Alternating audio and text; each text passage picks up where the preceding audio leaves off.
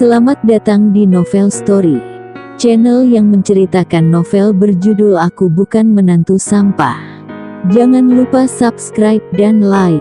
Sekian dari Mimin, silahkan menikmati ceritanya ya. Aku Bukan Menantu Sampah, bab 494. Tamu misterius dari kota Wasa.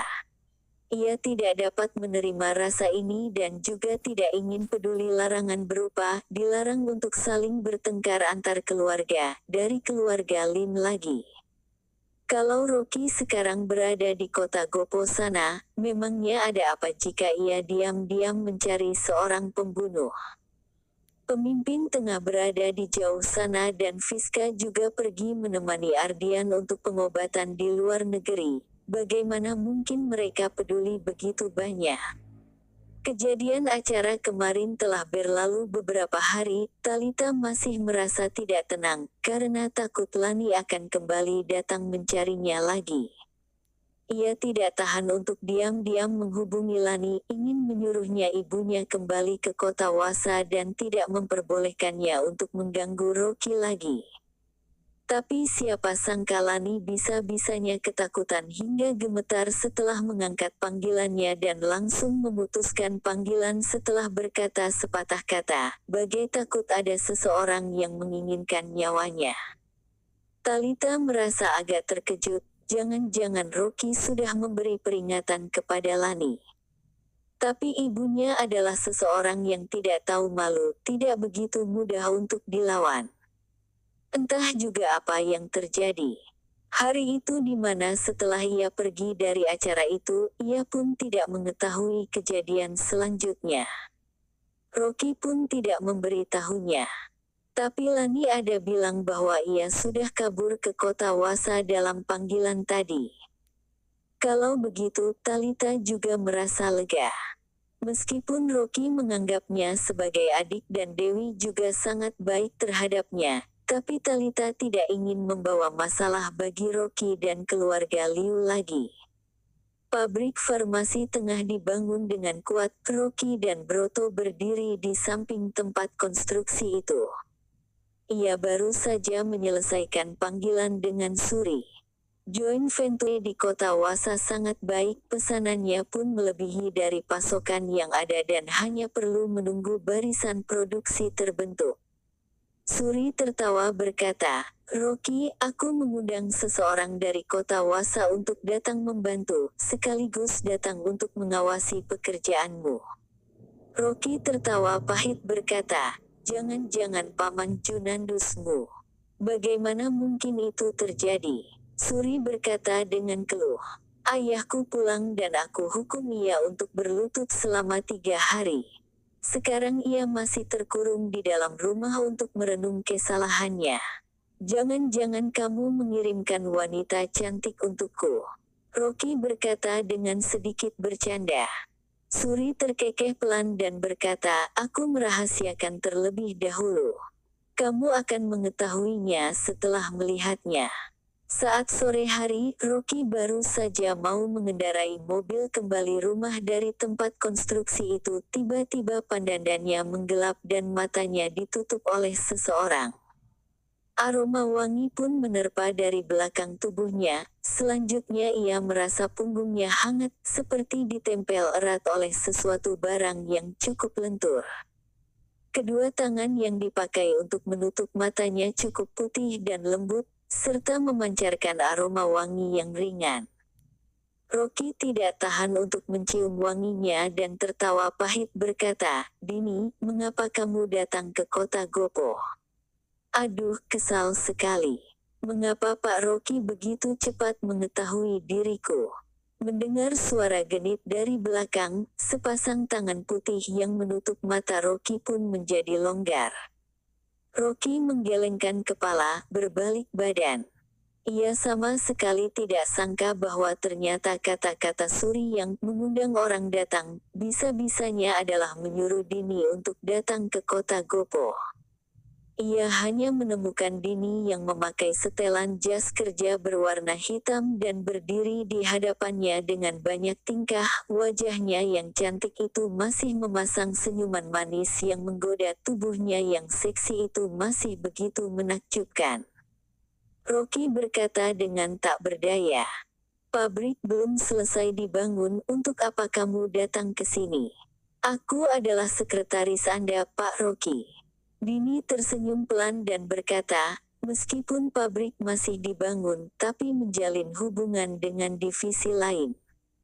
Dan untuk dokumen aku juga bisa bantu untuk mengurusnya. Tidak mungkin aku harus membiarkan Anda yang pergi melakukannya. Rocky terdiam dan baru teringat akan dokumen tempat konstruksi. Ia menyuruh Lian yang mengurus semuanya. Orang luar masih belum mengetahui bahwa ia sendiri adalah bos dari perusahaan WHO. Benar juga. Rocky mengangguk dan berkata, aku pergi cari tempat untuk kamu menginap terlebih dahulu. Tidak perlu. Bu Suri telah memesan suite di Hotel Hilton untukku sementara ini. Dini tersenyum menarik kopernya dari permukaan tanah. Anda hanya perlu mengantar aku ke sana saja. Aku bantu kamu sini. Rocky menerima koper darinya dan berjalan ke mobil yang berada di samping. Ia juga merasa tidak berdaya. Suri boleh memanggil siapapun, bisa-bisanya menyuruh Dini yang datang. Sekretarisnya ini sangat baik di bidang apapun, tubuhnya seksi, wajahnya juga cukup menggoda, suaranya semakin genit dan sangat suka untuk merayu. Bagi para pria, wanita sepertinya sangat jarang ditemukan. Tapi bagi para wanita ia adalah seorang wanita penggoda. Rocky sementara berencana untuk tidak memberitahu masalah Dini kepada Dewi. Di saat ia berjalan selangkah ke depan, tubuh Dini tiba-tiba menabraknya dari belakang. Sentuhan yang lentur itu seketika membuat punggung belakang Rocky merinding, berbalik badan berkata, ada apa? Tidak apa-apa, tadi sepatuku tiba-tiba terpelecok. Dini tersenyum berkata. Rocky mengangguk menarik koper berjalan ke depan. Di belakangnya, mata Dini terlintas tatapan dingin.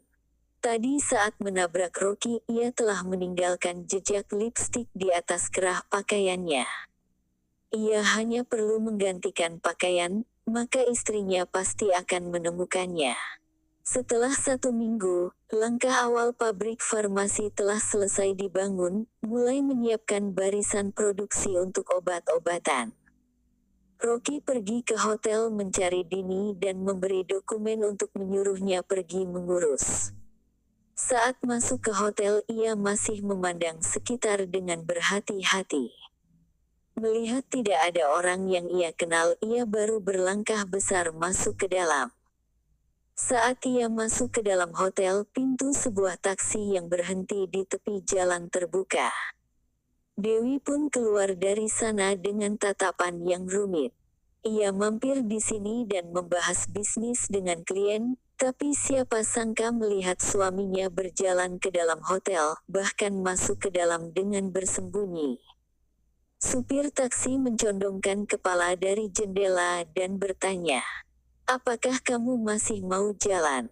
Dewi ragu sebentar, menarik pintu taksi dan duduk kembali ke kursi penumpang, lalu asal memberi sejumlah tunai dan berkata, kamu berhenti sebentar, aku sedang menunggu orang di sini. Ia tidak ingin mencurigai Rocky, tapi beberapa hari ini Rocky selalu pulang sangat malam.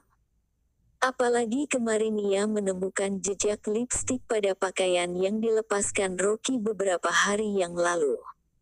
Awalnya Dewi berencana hari ini untuk bertanya kepada Rocky, alhasil pagi-pagi sudah keluar. Ia tidak sangka bisa bertemu dengan Rocky di sini, seketika ia pun tidak dapat menjadi tenang. Dewi duduk di dalam mobil, suasana hatinya sangat bertentangan. Ia percaya kepada Rocky, tapi beberapa hari ini, ia selalu mencium aroma parfum pada pakaiannya, ditambah jejak lipstik kemarin yang ditemukannya. Hatinya seketika pun menjadi kacau. Jangan-jangan karena dirinya terus tidak ingin sekamar dengannya, sehingga ia pergi keluar mencari wanita lain. Rocky begitu lama di kota Wasa dan ia berada di kota Gopo. Jangan-jangan ia terjadi sesuatu dengan wanita lain di kota Wasa. Dewi merasa sedih, duduk di dalam taksi dan asal berpikir. Ia bahkan merasa agak menyesal dan tidak tenang. Rocky berdiri di depan pintu suite dan mengetuk pintu. Pintu terbuka, Dini memakai pakaian tidur dan menopang diri di kusen pintu dengan banyak tingkah. Rambut keritingnya tergerai malas di atas pundak dan masih basah. Pakaian tidur dengan tali tipis berwarna putih dengan potongan rendah menggambar tubuhnya yang sempurna dengan baik, beserta dengan sepasang kaki panjangnya yang terpampang. Ia tidak memakai sandal, sepasang kakinya yang kecil dan indah menginjak di atas permukaan lantai, bahkan kukunya juga diwarnai dengan pewarna kuku yang berwarna merah. Rocky seketika merasa canggung dan berkata, "Aku tidak tahu kamu sedang mandi. Aku nanti baru datang lagi." Tak apa-apa Pak Rocky. Anda masuk terlebih dahulu."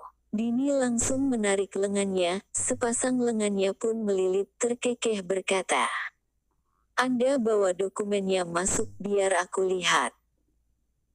Terima kasih telah menonton, jangan lupa like, komen dan subscribe ya teman-teman agar saya semangat melanjutkan novel ini. Jika ada yang kurang baik silahkan komen di bawah agar saya memperbaikinya. Sekian dan terima kasih ya.